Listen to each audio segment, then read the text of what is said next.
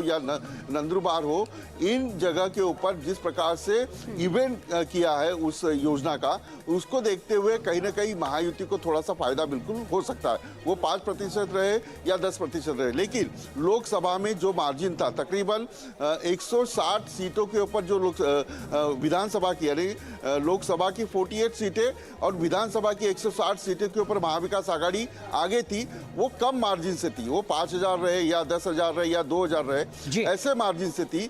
ये मार्जिन महायुति ने निकालने की कोशिश की है, जिसमें एकनाथ शिंदे का रोल जो है वो बहुत अहम रहा। एकनाथ शिंदे का जो प्रचार था वो सुबह से लेकर रात तक वो प्रचार में बिजी थे, उनका मैनेजमेंट भी अच्छा था, और साम दाम दंडभेद की जो नीति है वो एकनाथ शिंदे ने इस चुनाव में दी है। बिकॉज इसका कारण यही है कि अगर इस चुनाव में एकनाथ शिंदे अगर कम सीटें लाते हैं तो उनका पूरा अस्तित्व जो है, उनकी जो पार्टी है वो नहीं बचेगी। तो पूरी ताकत जो है एकनाथ शिंदे ने लगाई थी। दूसरी ओर मैं बता दूं कि शरद पवार जो है, शरद पवार ने इस चुनाव में अपने करियर की पूरी ताकत जो है वो लगा दी। आप देखिए 80 से लेकर 85 सीटें जो है वो एक उम्मीदवार जो है वो चुन कर शरद पवार ने इस चुनाव में रखा है, जिससे शरद पवार के पार्टी को ज्यादा, यानी महाविकास आघाड़ी में 3 पार्टियां, उनमें से शरद पवार की पार्टी को ज्यादा सीटें आ सकती है, ऐसा अनुमान है।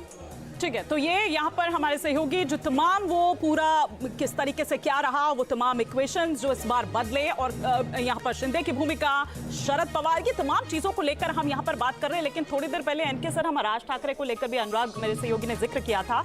आप उनको क्या, अपने बेटे के लिए उन्होंने पूरी ताकत लगा दी, उन सरकार की तरफ से, महायुति की तरफ से उनको सपोर्ट है, लेकिन हमने देखा कि शिंदे को लेकर या तमाम चीजों पर, तमाम मंचों पर उन्होंने किस तरह से कुछ विवादित टिप्पणियां हैं वो यहाँ पर की। क्या आप देखते हैं उनका रोल? उनकी रेलेवेंस की लड़ाई है, ये वजूद की लड़ाई है राज ठाकरे की। हाँ, राज ठाकरे, देखिए आप एक नॉन डिस्क्रिप्ट राज ठाकरे को आप पॉलिटिक्स में उनको लगभग आप माइनस करके चलें। और जब से इमरजेंस हुआ है, राज ठाकरे जब से अलग हुए हैं, उस समय मुद्दा क्या था कि क्या बाल ठाकरे जी की विरासत राज ठाकरे के पास रहेगी या उद्धव ठाकरे। आपने देखा कि जनता ने उनको खारिज कर दिया और लगातार उस प्रोसेस पे रहे हैं। अब कुछ छोटे मोटे टाई अप बना के अगर लेना भी चाहते तो बहुत ही लोकलाइज्ड होगा उनका इन्फ्लुएंस। 2019 में एक एमएलए आया था उनका, 2% लगभग वोट मिला था। जी जी, और वो 2% मिला था, बहुत ही लोकलाइज था। उसको अगर उस तरह देखेंगे पूरे महाराष्ट्र के कंटेक्स्ट में तो वो कंपैरेटिवली ज्यादा है, लेकिन बहुत ही लोकलाइज्ड इन्फ्लुएंस रहा है उनका। पैन महाराष्ट्र तो कैरेक्टर रहा नहीं है उनके इन्फ्लुएंस का। तो हमें लगता है कि राज ठाकरे इन्फ्लुएंस करेंगे तो 2-3-4 सीटों पे ही इन्फ्लुएंस कर सकते हैं, लेकिन बाकी जो सिनेरियो है उसमें आपको देखना होगा कि ये इशू ये है कि क्या बाल ठाकरे की विरासत, लोकसभा इलेक्शन अलग है, लेकिन बाल ठाकरे की विरासत क्या उद्धव ठाकरे में अभी भी बरकरार है या वो शिफ्ट हो रही है, या शरद पवार जिन्होंने शुगर उसमें अगर आप देखें तो शुगर बेल्ट में जिस तरह किया है कि महाराष्ट्र, आज भी यूपी और महाराष्ट्र शुगर यील्ड की जहां तक बात होती है बेस्ट माने जाते हैं।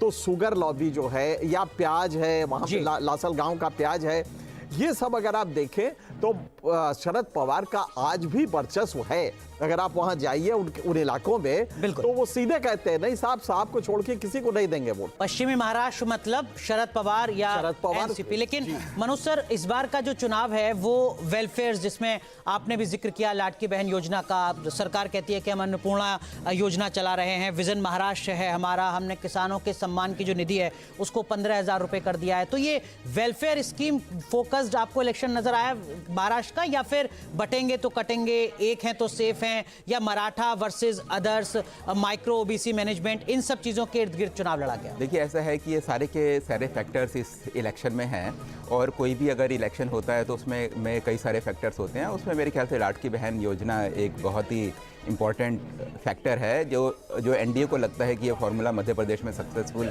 हुआ है, हरियाणा में ये फार्मूला सक्सेसफुल हुआ है, तो ये फार्मूला यहाँ भी सक्सेसफुल होगा। दूसरी चीज़ है कि लेकिन बटेंगे तो कटेंगे, ये मेरे ख्याल से ये पहली बारी था, मतलब कि लोकसभा इलेक्शन में आपने देखा होगा कि सारा का सारा एजेंडा कांग्रेस ने सेट किया, कांग्रेस ने संविधान की बात करी और बीजेपी ने उसका जवाब दिया।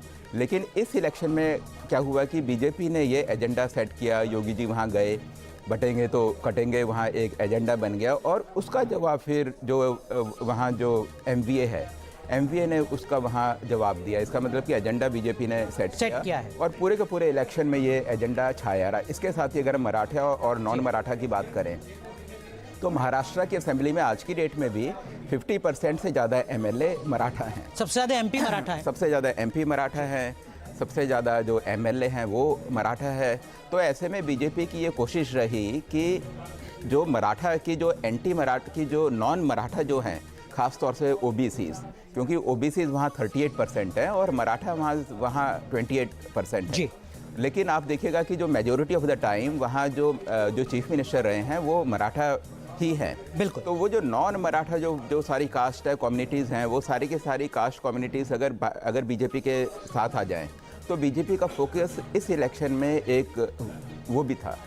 और अगर ऐसा होता है तो मेरे को लगता है कि इसका बीजेपी को फ़ायदा मिलेगा। जो पहले बीजेपी का था कि सबका साथ सबका विकास, सारी पार्टीज़ को साथ, सारी जो कम्युनिटीज़ हैं उसको साथ लेके चलो, मराठा को भी साथ लेके चलो, ओबीसी को भी, मुस्लिम्स को भी। तो मेरे को लगता है कि इस बारी उनका जो स्ट्रेटेजी है वो मेरे ख्याल से पिछली स्ट्रेटेजी से काफ़ी ज़्यादा अलग। ठीक है संजीव सर। जी हिमानी, इससे पहले कि संजीव जी का हम रुख करें, एक बार इस वक्त यूपी उपचुनाव के भी रुझान जो है वो सामने आ गए हैं। सभी 9 सीटों के रुझान, जिस पर 6 सीटों पर बीजेपी के उम्मीदवार आगे चल रहे हैं और 3 पर समाजवादी पार्टी के उम्मीदवार आगे हैं। ये 3 सीटें वही तो नहीं है जिनको लेकर इतना ज्यादा इनके सर इतना ज्यादा हमने बवाल देखा, विवाद देखा, जो तस्वीरें आई जिस पर लगातार चर्चा हुई। सीटों पे ही वो सस्पेंशन भी हुआ था पुलिस वालों का। बिल्कुल। तो हमें लगता है कि ये वो सीटें हैं जहाँ, अच्छा वो ये बात सही भी है कि मुस्लिम बाहुल की वो सीटें थी, मतलब उसमें मुस्लिम काफ़ी ज़्यादा तादाद पे थे। और वैसे भी मान लीजिए कि इस माहौल में अगर 3 सीटें आ रही हैं तो इसका मतलब यह है कि पोलराइजेशन बड़ा क्लियर है कि उन इलाकों में समाजवादी पार्टी बेटर कर रही है जहां पे मुस्लिम कंपैरेटिवली ज्यादा है। बिल्कुल। हालांकि वो 3 सीटें कौन सी हैं सर, इसके लिए थोड़ा इंतजार करना पड़ेगा। लेकिन संजीव सर, जो बात मनोज सर ने अभी कही कि देखिए लोकसभा चुनाव में कांग्रेस ने एजेंडा सेट किया था, महाराष्ट्र के विधानसभा चुनाव में बीजेपी ने एजेंडा